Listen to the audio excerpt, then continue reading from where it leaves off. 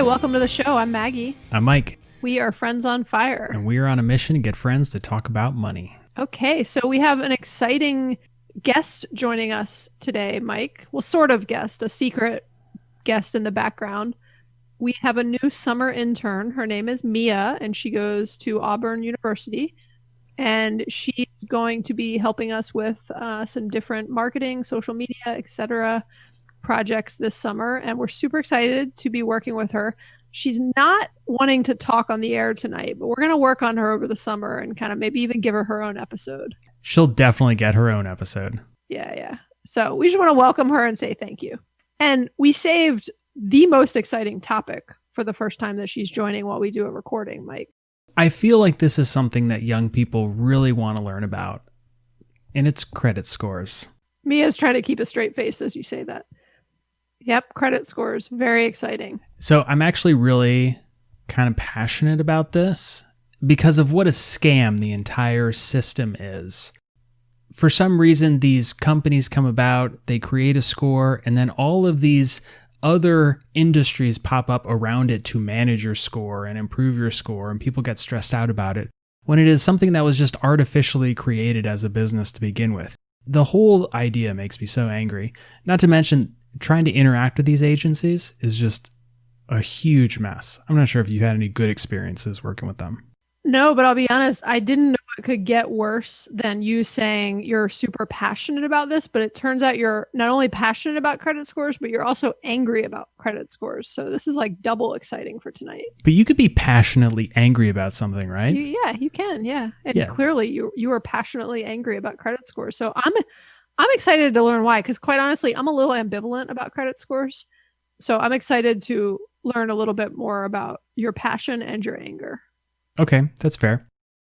All right, so I guess the first thing we need to do is talk about what a credit score is. No, Mike. The What? first thing we need to do, which we do on most of our episodes, is we like to get a little personal and tell you about our own personal situation tied to this. So we are going to share our credit scores, not to brag, maybe to have a little bit of a competition, but just because our whole thing is friends talking about money. We want to be as open and transparent as possible. And so since we're talking about credit scores, we'll share ours with you. Mike, you go first.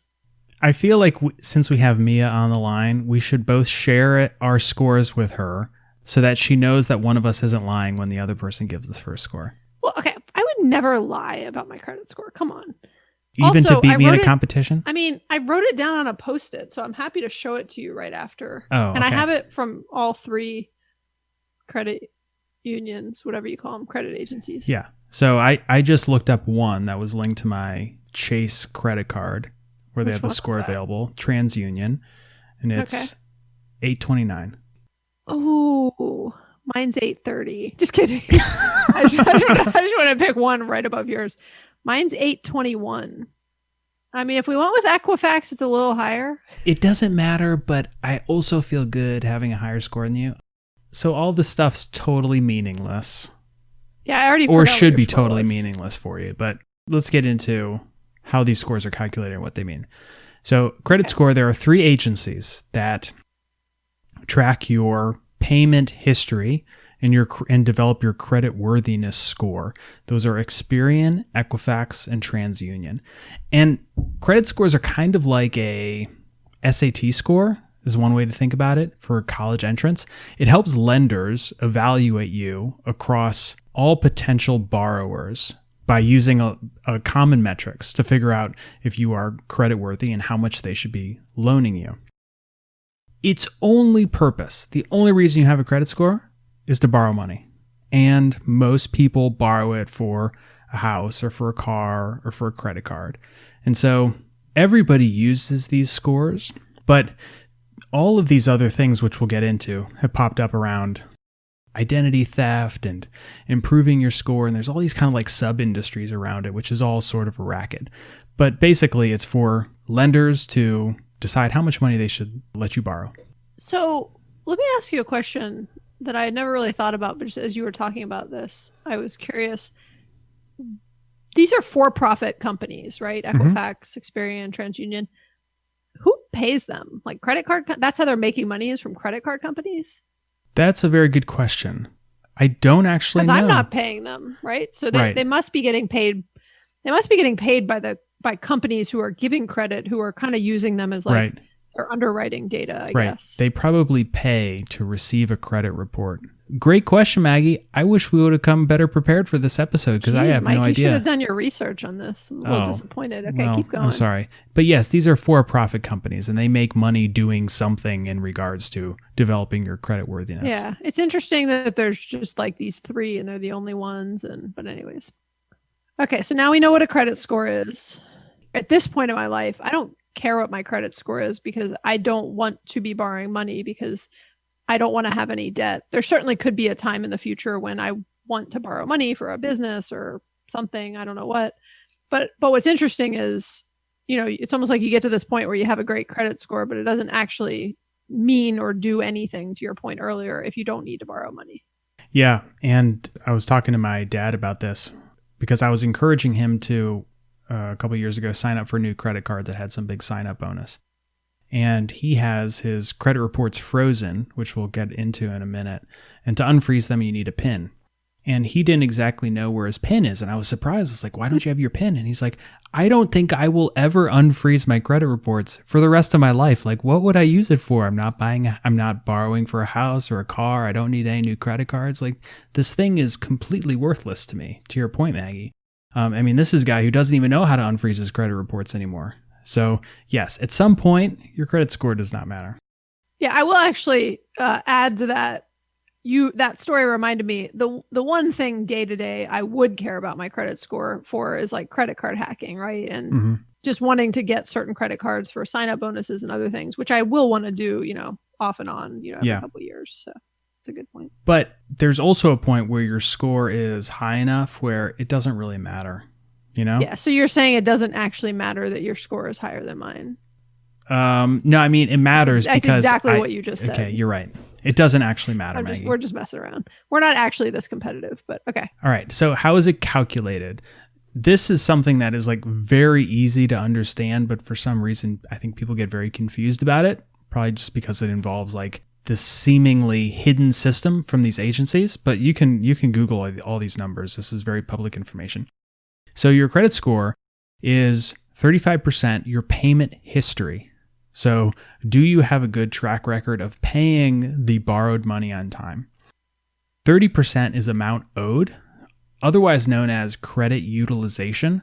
So how much of the credit that somebody has given you are you spending on a regular basis? 15% is your length of credit. So how long you've had this history of paying your bills or not paying your bills. 10% is what new credit you have on your report. And then 10% is your credit mix. And the mix would be kind of, a mortgage and a credit card and a car payment, different types of loans. Did you make up these percentages? No, these are real. No, they're like posted somewhere? Yeah. Google it. Interesting. I never knew I knew sort of all the factors. I never knew the actual percentages. And so let's talk about the big ones. As you could imagine, the 35%, the largest one, payment history. What lenders really care about is, of the money you have borrowed, are you paying it back on time for a long period of time? It's kind of like having a safe driving record for car insurance. If you've gone 1 year without an accident, that's good. But if you've gone 20 years without an accident, that's great. That's what people care about. That means you're a safe driver. So if you've gone 10 years without missing a bill on your mortgage or your credit card, that's your payment history. The other one is the amount owed. And this is where I think some people get confused that signing up for more credit cards will hurt your score, and actually helps your score. Because if you have one credit card with a $10,000 limit and you have $1,000 every month that you're putting on it and paying it off, your credit utilization is 10%, so 1,000 of your 10,000. But if you then sign up for two more credit cards, you now have 30,000 of available credit, and you're still only spending 1%. So your utilization of available credit goes down, which improves your score. And this is the second largest part of the credit score calculation. Maggie, is this boring you? It's late at night, so I keep yawning, but it's not because of the topic at all. Mia's doing a good job. She hasn't yawned once yet. I'm enjoying it. I'm learning a lot. I'm just soaking it up. So when you look at all these things, the payment history, the amount owed, the length of credit, the new credit items, and then the credit mix, what should jump out at you is that to improve your credit score, all you need to do is just have credit available to you and be paying your bills. If you do this regularly, you're going to have an untouchable credit score and nothing will really dent it. If you sign up for a new credit card and somebody, queries your credit report, that hurts your credit report by like 2 or 3 points, but it's not a big deal. Like you get that back as soon as you pay your next month's bill. This is not some mysterious algorithm. Just pay your bills on time and you're going to have super high credit score. So one thing I've always been curious about, Mike, and I think is something others, particularly in the financial independence community, may be curious about, the idea of having debt versus just credit cards. Basically, based on the percentages you just said, 90% of it you could get through just having credit cards that you use and pay off every month. Only 10% of your score is really related to like having true debt, like a mortgage, a car loan, etc. Is that right? Yeah, I guess you could think about that. Because I often think, my credit score has actually gotten worse over the years as I've not had anything but a small handful of credit cards.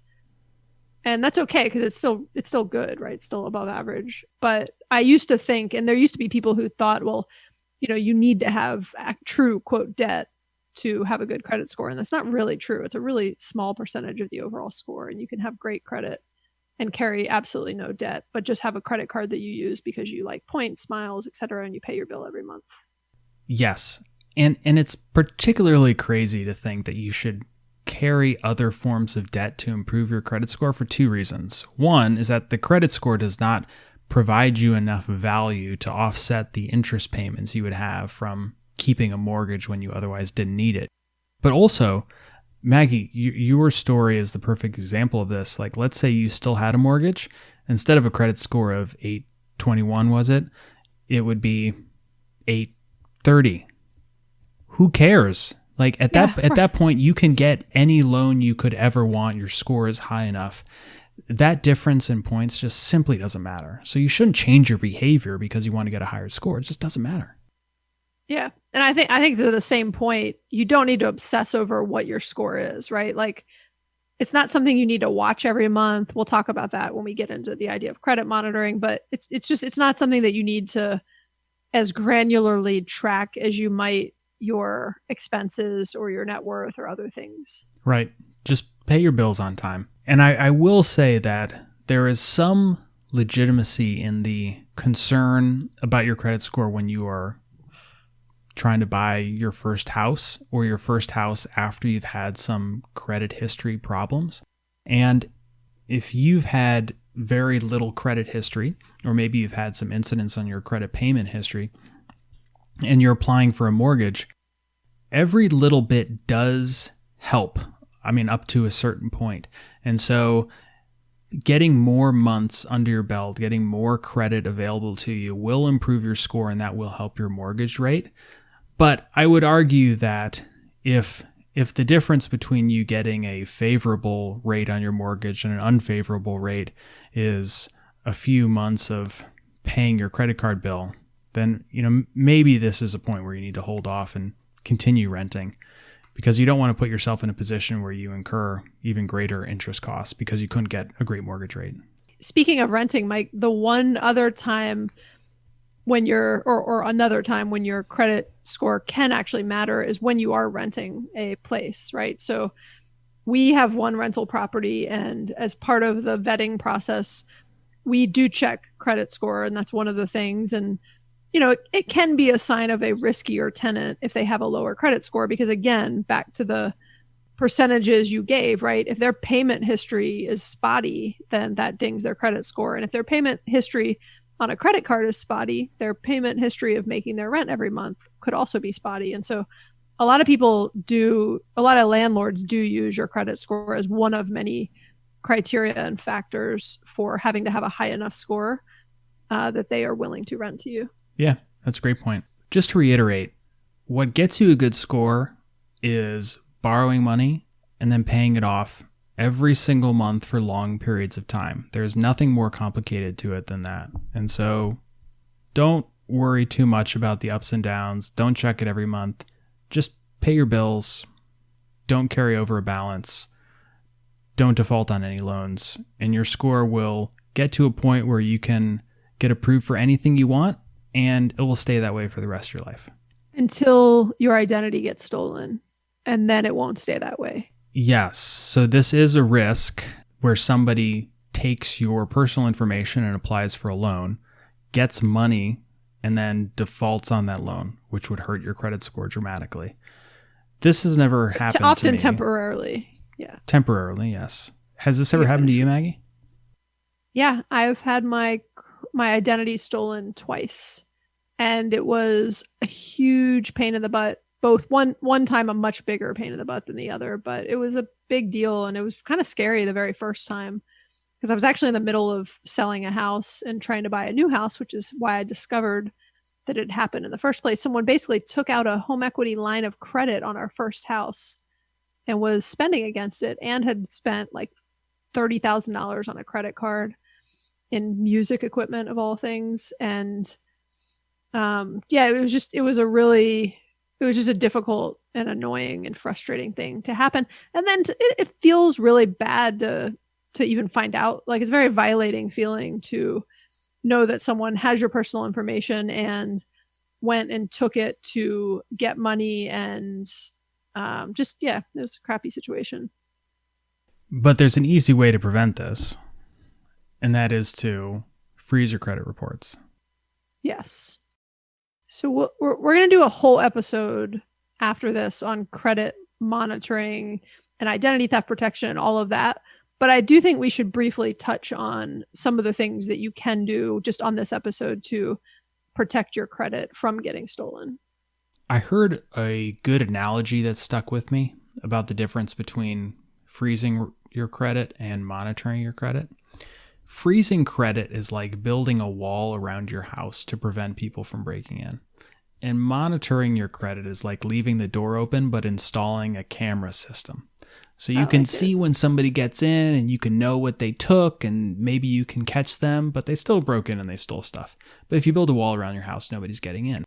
And the freezing of credit reports is a very simple process. And what it basically does is it prevents anybody from pulling the information needed to open up an account. So if you were to freeze all 3 of the agencies and apply for a credit card would immediately come back and say, your accounts are frozen, we can't approve you. Please unlock your accounts and then we'll process this. Any bank that is going to be lending you money for a house, a car payment, a credit card, there is no way that they can proceed with opening up a new line of credit if your accounts are frozen. So you go to each of these agencies' websites and you search for freeze, you type in your social and your information, it verifies who you are, and then you place a freeze on your account. And it gives you a PIN number, which you need to keep. And when you want to unfreeze it for a day or a week or permanently, you go back online, you type in that PIN and you unfreeze it. So when I apply for a new credit card, I'll go in and unfreeze the account the credit card is going to check for my report for a couple days. I apply, I get it, and then it closes automatically. This is the easiest and simplest way to protect yourself. But this is also just like, I'm so annoyed by this whole process. They've created this scoring system, but then it opens you up to all this fraud, which then you are responsible for handling. It's not like Experian is going to go, oh, I'm sorry, I'm sorry for giving out your credit information and somebody stole and borrowed money. Like, go fix it yourself. The whole system just makes me so angry. I thought you were going to keep going after you said it makes you so angry, like you were going to have No, I wanted to end. I wanted to end on just something very succinct. Yeah, no, I like it. So it's funny, while you were talking, Mike, I was Googling the difference between freezing your credit and locking your credit, because I have heard both terms and I kind of get confused about the two. I'm not sure I have a good answer. There's like longer articles that are written on it. But a lock is a more temporary lock, I guess, versus a freeze. Is a lock a real thing? Where are you reading this? Well, I have never heard of a credit lock. Oh, a credit lock is a thing that I think, I'm not positive, but I know that a credit lock was, and it's even saying until a freeze, locks are not governed. Unlike a freeze, locks are not governed by federal law. So you can call, it's sort of like a frost, back to your wall analogy. It's like a shorter wall that would be easy for someone to hop over. But you can use a credit lock as a preventative measure to protect your information. Blah, blah. It's convenience, lets you quickly allow lenders access to your report and then immediately lock it again. I once feel like I had a lock. So there are some credit lock services, some that you actually have to pay for, but freezes are free. They have to, those credit services have to provide it. It's like mandated by the federal government, I believe.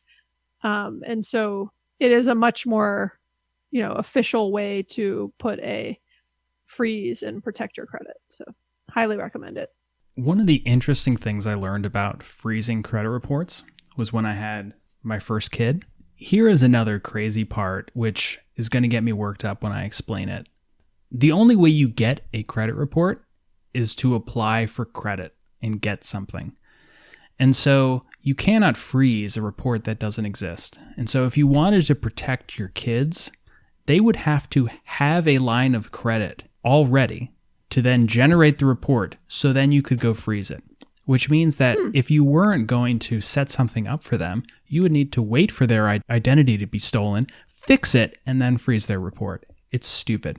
But here's the trick I learned. So wait, but did you learn that because you actually tried to proactively put a freeze on your kids? Yes. So what's the trick you learned? Do you steal their credit? No, I added them as authorized users to all my credit cards. Oh, I love it. And not... You better turn that off before they become teenagers. Yeah, they have tons of credit cards.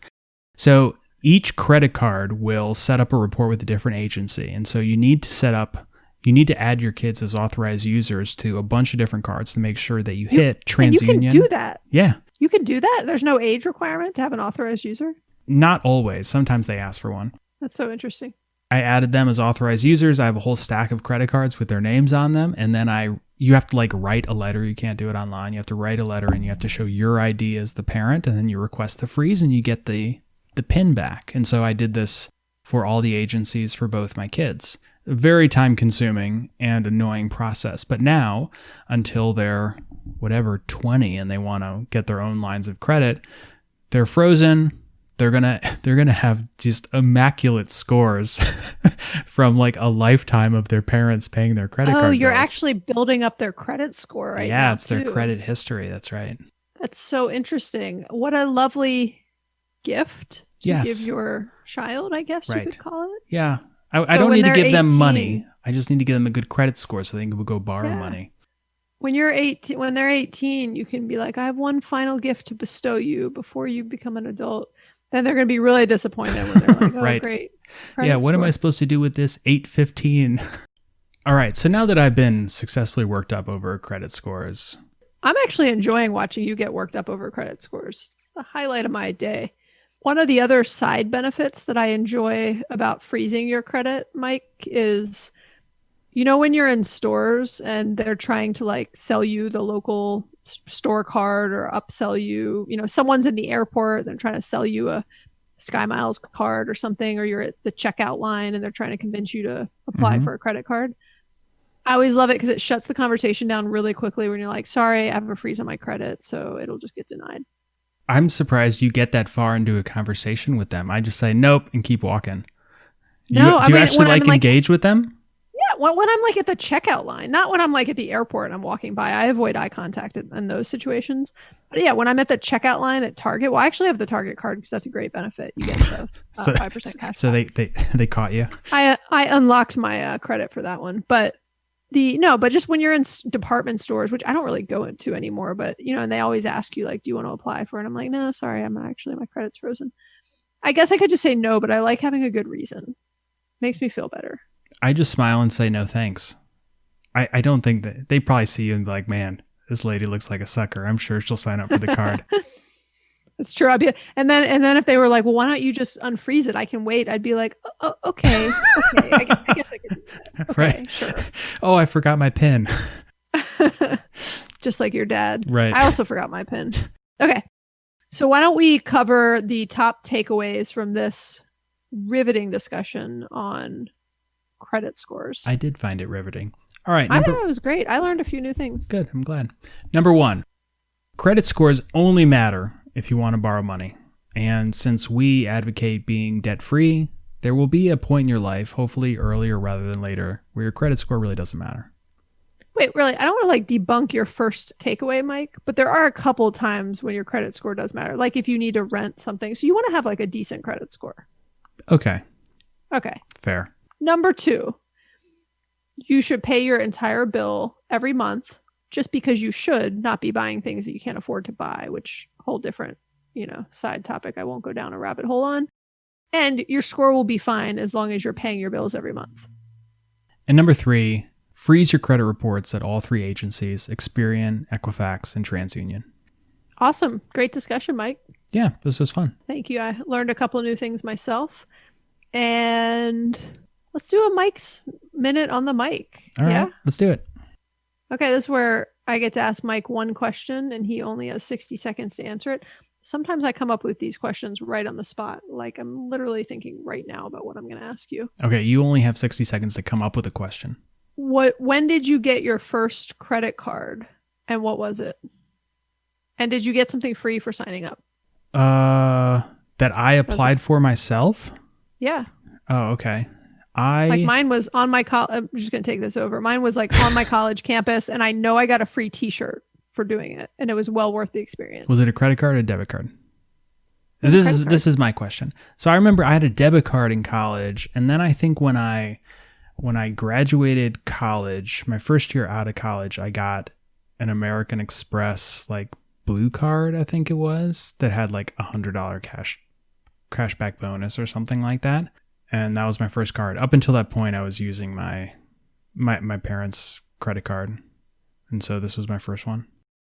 Okay. Hey, Mia, we have an important question for you. You're going to have to unmute yourself. It's an easy question, okay? What? I feel for a second, I thought you just turned the camera you were going to just abandon us. Okay. When I was in college, it was very rampant that there were companies on campus every day trying to push credit card signups, and they would give you free things. I went to the University of Georgia. They'd give you a free UGA t-shirt. You'd get other free Georgia's logoed swag.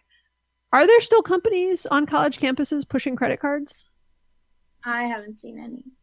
Okay. I assume that there are better laws now because that feels like a very predatory practice. Actually, Maggie, I think I know what's going on. You get approached in college for credit cards. You get approached in department stores for credit cards. No. You just have that look about you that says, I'm good at saying I'm going to no. borrow some money. I'm good at saying no. But no, it was incredibly common. Was it not common when you were in college, Mike? I don't think so.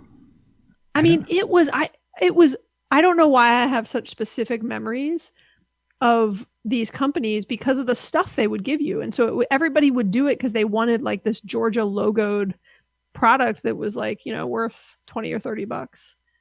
And they got a credit card and they just, I don't know. I just remember it. And I even remember people would try to fill out fake ones to get the giveaway because it wasn't happening online. You had to write the application down. And so people would, I would never do this, but I heard people would try to put in fake information so that it wasn't your address or your social, but you'd still get the free item. And then you would just ditch out of there with your free product. Yeah. Anyways, that's interesting. Times have changed in the 20 years since we've been in college. If you would like to call in and tell us about how you've been approached for a credit card, you can always call us or text us at 404-981-3370. Leave us a question, comment, or your story, and we will play it on the air. Please follow us on Instagram or Facebook. We share a lot of great tips and advice on those platforms and updates of when we have new episodes live. And you can find us at friendsonfire.org if you want to check out our latest episodes. And please leave us a review on iTunes. It really helps other people find the podcast when you leave us a review, and we really appreciate it. Okay, great discussion. Thanks, Mia, for joining us for your first episode as our summer 2020 intern. We're excited. And thanks, Mike. All right. Thanks, Mia. Thanks, Maggie. Bye. Bye.